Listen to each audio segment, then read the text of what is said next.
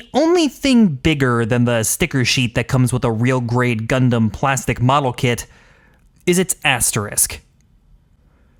The real grade Astray Red frame, for example, has super firm joints that lend to great poses over and over again, as long as you superglue the V-fin and shoulder armor in place. The real grade Sananju has a world-beating design that even outclasses its master grade in the detail department. Just make sure you get a stand for it and never, ever articulate the hands. The real grade Zeta is perfect in every way imaginable. Just don't let it hear you say otherwise, unless you want the kit to gain sentience and lace your next post-workout smoothie with smallpox. Each of these, as well as just about every real grade kit, is great, with an asterisk. So when the real grade Sazabi was announced, the ensuing hype also came with one hell of an asterisk: its namesake.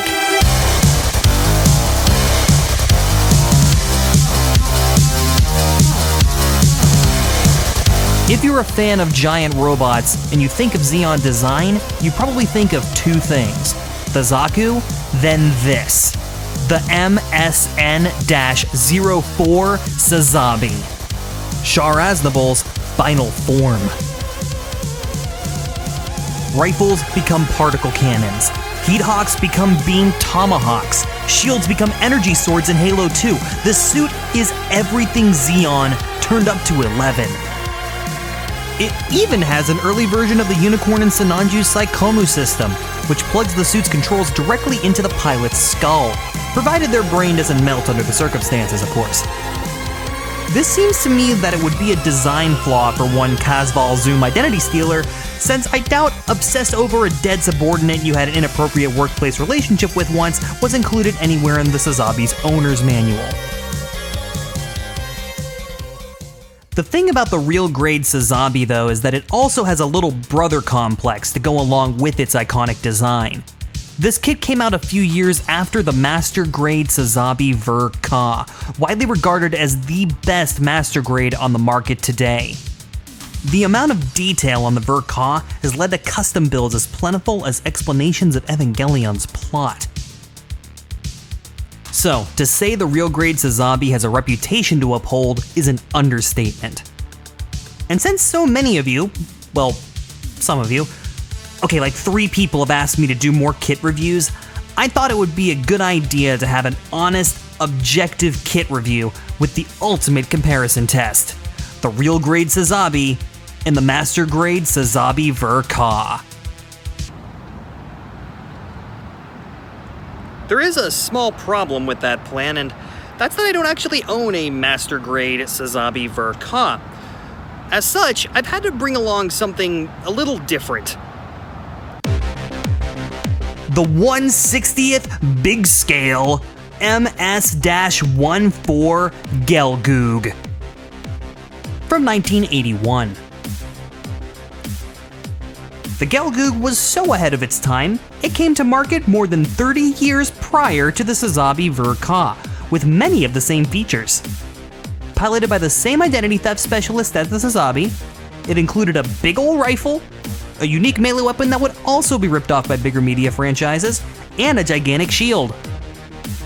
This makes it a perfect stand-in for our objective, factual comparison test. Right then, let's start with build quality. Looking at the RG Sazabi, you wouldn't think too much has changed from real grades of recent years. You would also be dead wrong. Many of the complaints of real grades over the years has to do with the pre-molded, advanced MS joint frame that accompanies each real grade. These pre-built frames cause similar downfalls across the real grade line, from flimsy joints that can't support the weight of their weapons in the box to parts snapping off altogether. For the Sazabi, Bandai had a rethink, scrapping the pre-built frame for one similar to that of master grades. Some advanced MS joint parts remain, but they're very, very limited. While this increases build time, not to mention the number of parts, the result is a frame that is as solid as a 90s Nokia made out of diamonds. Now, I know you're thinking that this is where the asterisk rears its ugly star-like protrusions.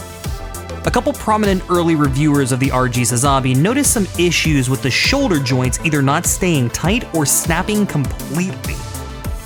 The shoulder armor uses a U-shaped connector like the RG Astray Red frame and some other kits as well to hold the shoulders in place. With most kits, these connections, well, connect from the top down. These ones do not, and slide in from the sides instead. It's my hypothesis then that issues with these joints are coming from a familiarity with these joint types and trying to assemble them like other kits. Take your time, follow the manual, and you won't have a problem at all. After doing this almost 40 years, Bandai, believe it or not, know what they're doing. When they try. The Gelgoog, on the other hand, is old. Very old. As in, predates snap-fitting parts old. See, the big-scale Gelgoog doesn't even give you runner letters to identify parts, let alone just let you snap them together. You assemble this kit using hobby cement, which for all intents and purposes melts the plastic a little bit when you squeeze pieces together. Now, early 80s Bandai was kind enough to give you some guide holes that you can kind of line parts up with in some cases, but if you get any of that cement on the outside of the part, well, see for yourself. Luckily, this kit also doesn't make use of an advanced MS joint frame. Or any frame at all for that matter. This kit is in fact completely hollow. Not unlike, say, the promise of Re 100 Kshatriya. This is why I have trust issues, Bandai!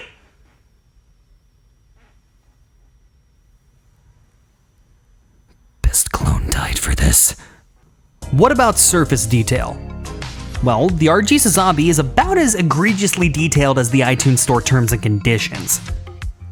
The armor is 2 shades of red, which helps with color separation, but the reds also have a slightly different finish as well to my eye, the lighter of the two having a fraction less gloss from what I can tell. The best part though, the foil stickers are rendered unnecessary by their placements being etched into the parts themselves. Just go over them with a Gundam marker or a Molotov liquid chrome pen like I did, and put the stickers in the trash where they belong. Next to the latest episode of Build Divers. Oh, burn again. Burn again!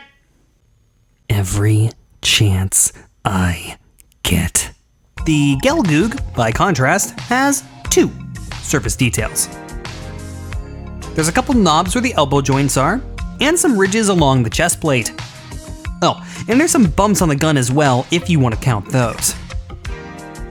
Try streaking some hobby cement along the sides of the parts to create some more abstract patterns and abrasions to add more detail. So sure, the Sazabi has more detail and higher build quality than its 38-year-old counterpart, but some things matter more than just aesthetics. How they fare with practical applications matters as well. So how do they fare as an automotive anti-theft system? I have arrived here in the bad part of town to see which one of these kits makes the better theft deterrent. Now, I wouldn't recommend trying this at home because I feel like I'm uniquely qualified to do this sort of test. See, my car is already stolen once. First up, the Sazabi.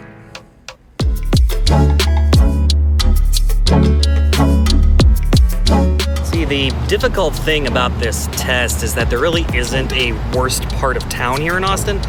It's consistently ranked as one of the safest cities in the country, despite a decently high vehicular theft rate. So what I've done is I've parked as close as possible to a nearby art store, because as we know, all artists are dangerous hooligans that shouldn't be trusted.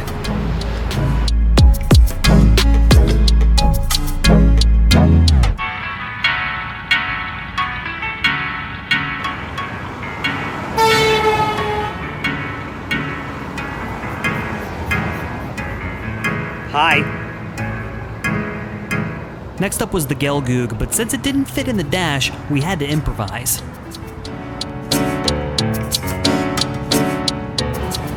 made it a point today to wear my sunglasses because as an esteemed internet personality, you do end up getting noticed around town.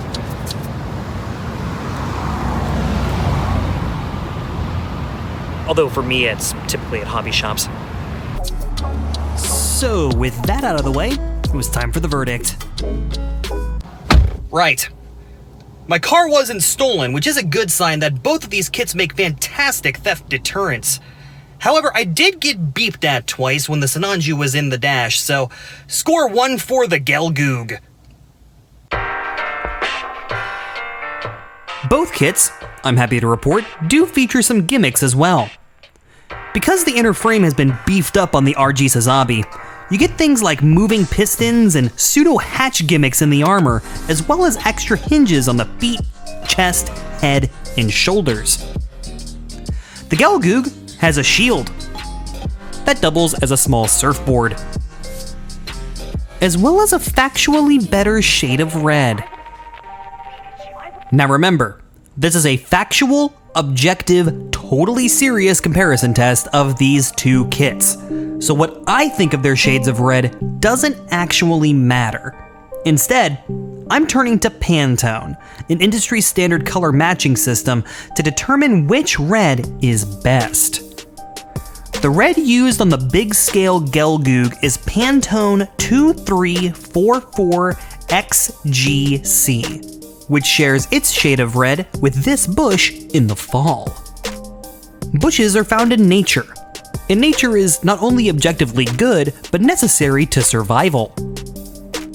The red on the RG Sazabi, on the other hand, is Pantone Warm Red C, the same shade used for the cover of the book The Vignelli Canon by Massimo Vignelli.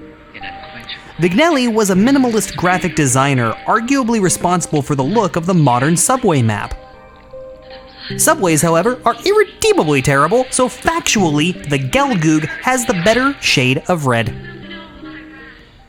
Then there's the matter of posability. The RG Sazabi's upgraded frame allows for a massive range of dynamic poses, more than I have time to show in this video, and we're already going over 10 minutes here. The best part for someone like me that's perfect at posing all the time is that the ancillary parts like the skirts and the flaps all have very strong joints, so they won't fly off into the ether whenever you set up a nice pose. The Gelgoog doesn't. It just doesn't pose. Strong posability is good, but posability is only good when coupled with durability. What happens if the kit falls over? What then?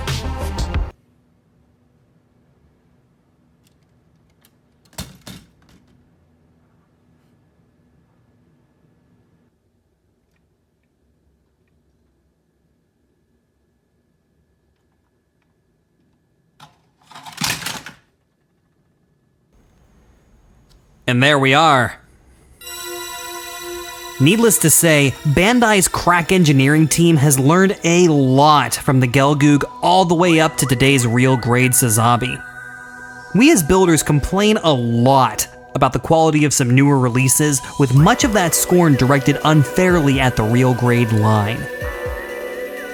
That does a disservice to this Sazabi, which is quite possibly the best kit, value for money, from any company, from any franchise ever made.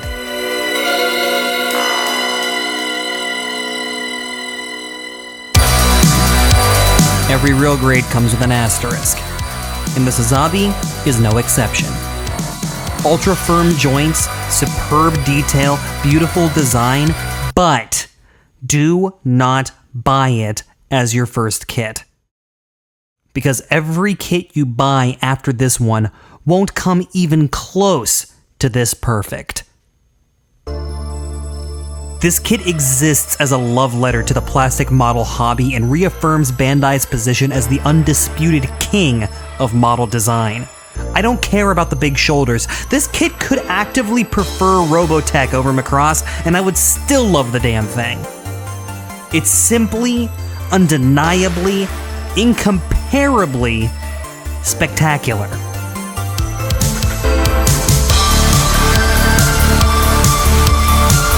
Wait, shit, I didn't do the thing where I slipped Badgunpla somewhere into the last paragraph. Please like and subscribe for more Badgunpla. That just feels dirty. I'll see you next time.